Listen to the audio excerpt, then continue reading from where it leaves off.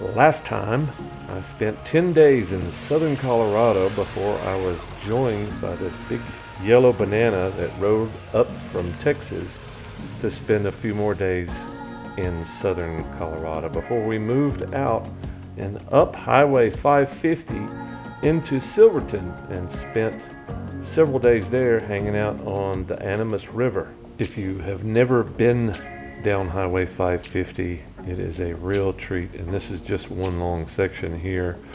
I don't even think it's the best section, but it's got this nice corkscrew of a turn here coming up that I first experienced back my first trip through it in 2011, and I wanted to recreate that same scene or get as close as I could for Gary. And this is just kind of one of those iconic twisty turny, almost a loop here on this road, but this is just one half of the magical sections of 550 as we ride down or up 550 north into Silverton.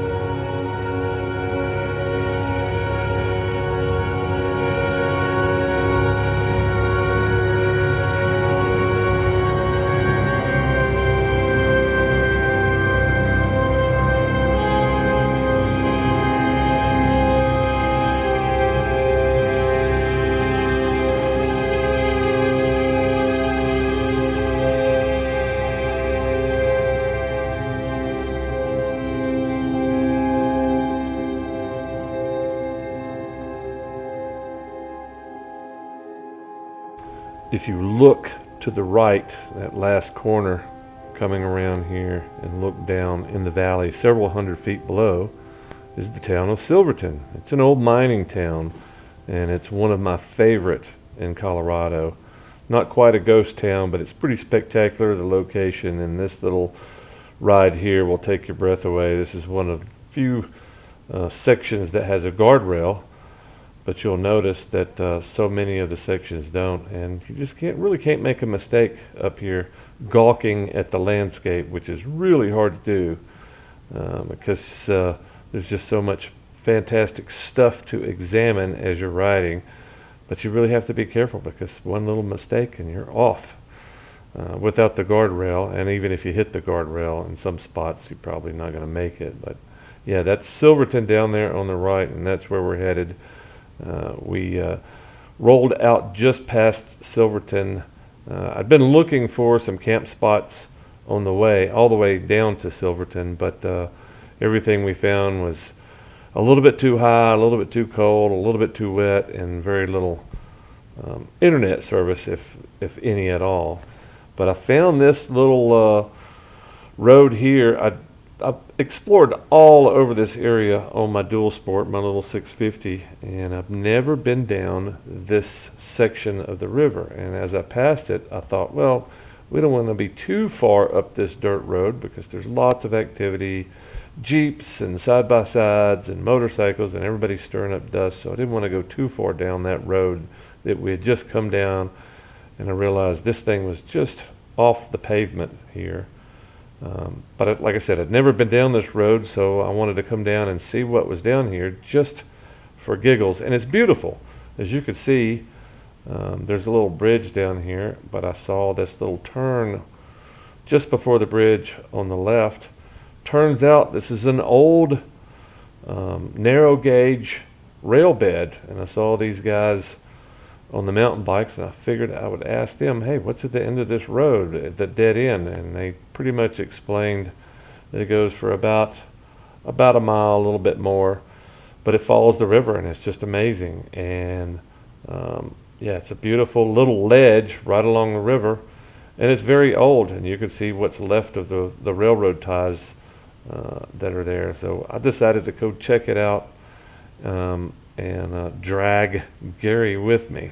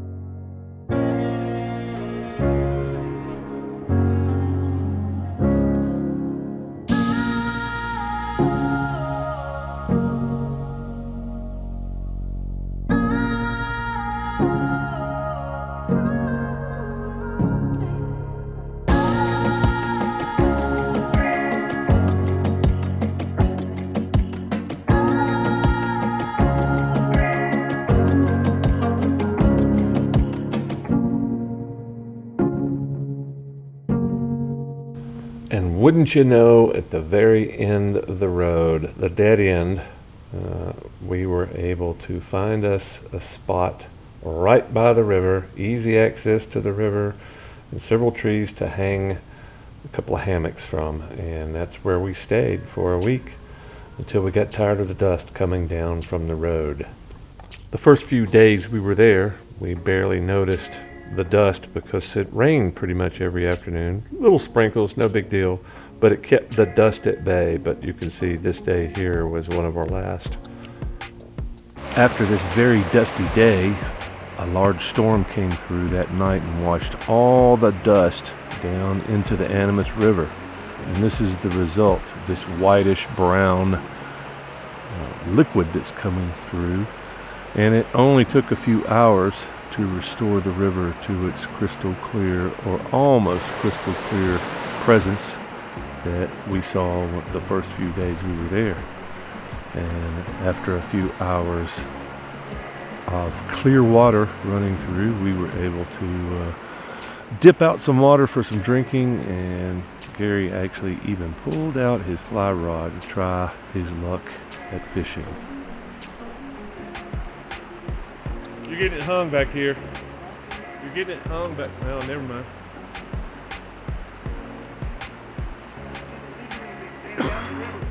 Yeah. I guess you didn't bring your waders. No.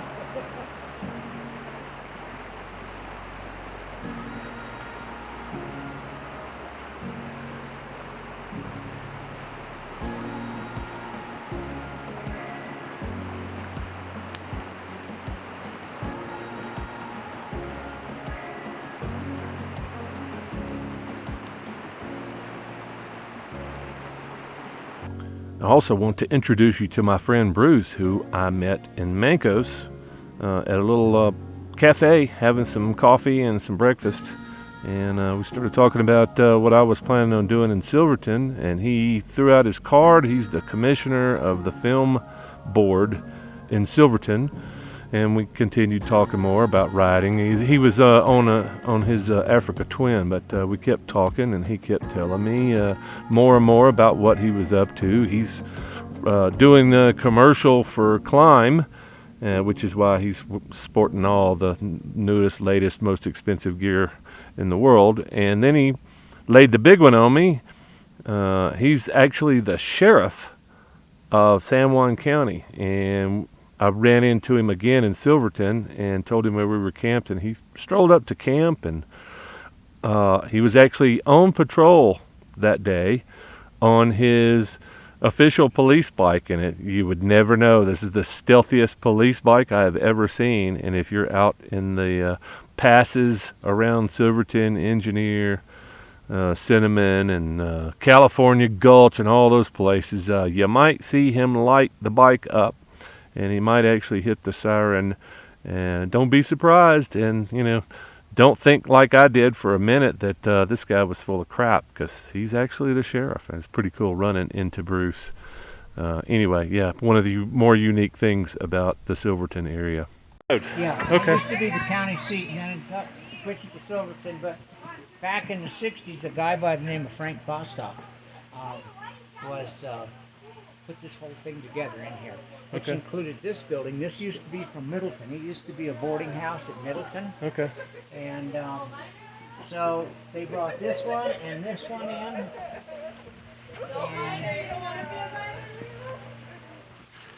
these right here, those buildings right there, were from Eureka, Colorado. Okay. It's not a ghost town anymore, but it was a ghost town, and people moved their homes from it. And Right. He went out and got all these old cabins and stuff out, and he put it in here. Okay. Because they used to have the gunfight on this street, and he wanted to make this look Old West in here. Right. And then that building, this all used to be bordellos up and down the street here. Yeah. And that building we replaced in about 2006. It has a beautiful. It looks old, Yeah. but it has a beautiful vacation running up above that. Oh wow. Okay. And we called it Lola's Place because the gal that ran the bordello down here, she was the madam. Her name was Lola. Right. So we went up to the cemetery and we had a talk with her after we tore her old place out. It was bad. Huh. You'd walk on in the front door and the floor, you'd almost fall through the floor. Right. Because the only thing that was holding it up was the carpeting, I do believe. Right.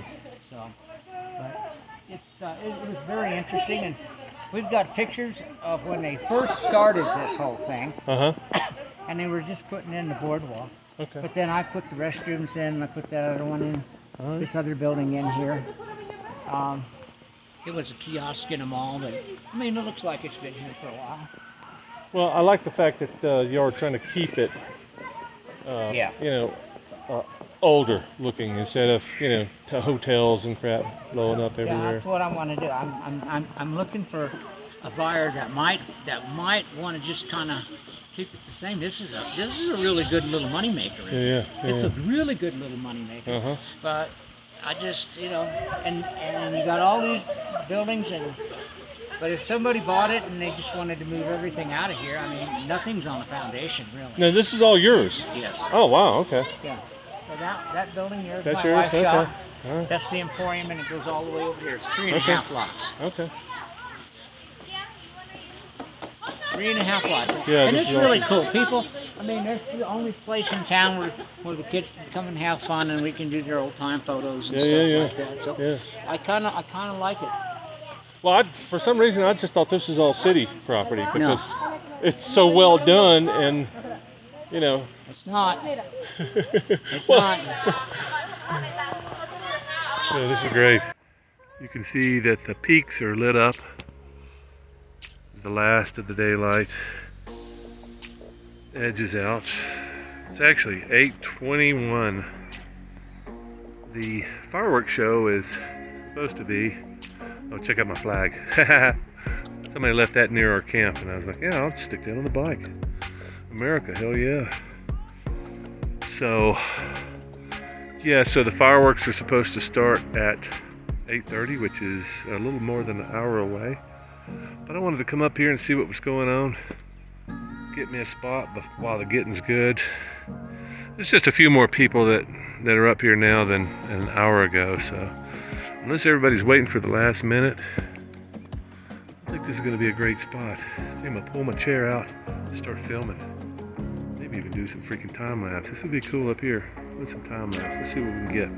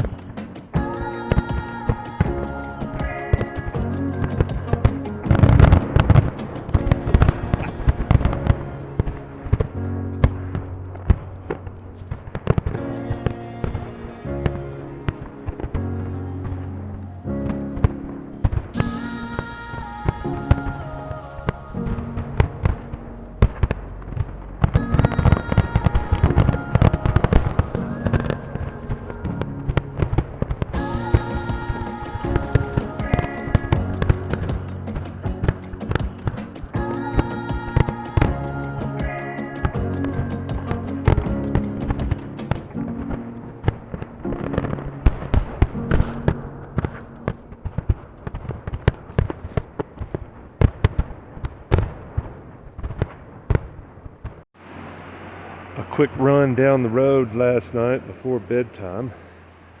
I take some pictures. Got to the end of the road. Clutch cable broke. This time it's actually broken, so gotta fix that this morning.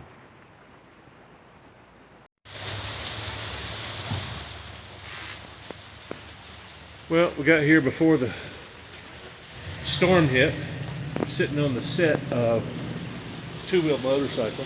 At least that's the working title. It's all we've come up with so far. What if these restaurants are cheaper than on Main Street? Nope. Not a bit. Probably more expensive. Tourists, baby. Tourists come over here. They take the tourists just like they take everybody else.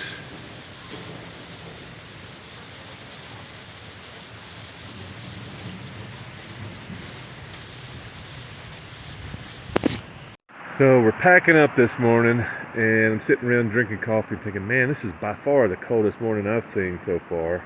Didn't realize, I was thinking it was high 30s. I'm up here and there's ice on my top case, thick ice. And I'm thinking we're maybe in the high 20s, maybe mid 20s. It's very cold. A week in Silverton, outside of Silverton, and I'm ready to get on the road. We're going north to Montrose, get me a new tire, a repair kit for my clutch cable, and if they got a front tire, I might get another front tire too, or at least order maybe a couple of tires. This one's done really good. I think I've got almost 6,000 miles out of that sucker, so I may be getting Shinkos all around this time if I can get them. And you know what else? They're cheap. They don't handle great, but they last a long time. 6,000 miles for me is huge.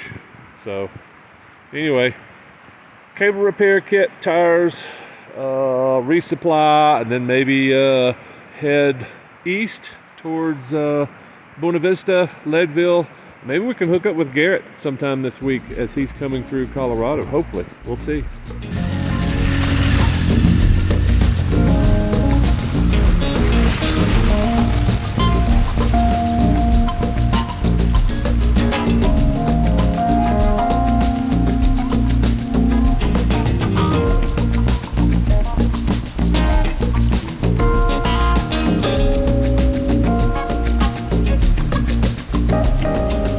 Before we rolled out of Silverton, I did run up to the ghost town of Animas Forks, which is very cool, but it had a rough road up and there was a lot of traffic, so I decided not to take Gary up there and risk him falling off the side of a cliff.